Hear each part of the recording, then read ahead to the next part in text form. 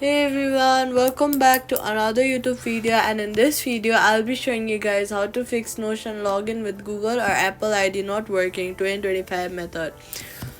Can't log into Notion with Google or Apple on iPhone? Here's the fix. Check your internet connection. Switch between Wi-Fi or mobile data to rule out network issues. After that, go ahead and go to your app store, search for Notion, and then see if there is an update button available. If there is, update your app to the latest version.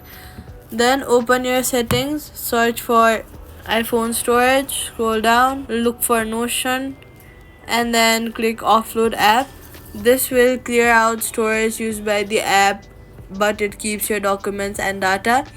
Reinstalling the app will paste back your data if the app is still available for download.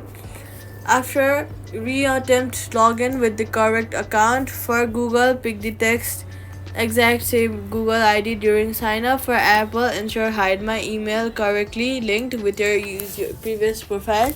Privacy tip: always log in through the official Notion app or Notion.so. Never third party links. Quick fix: try Safari private tab logging at Notion.so. Restart your iPhone if the login still fails, and that's it. Subscribe for more Notion troubleshooting hacks.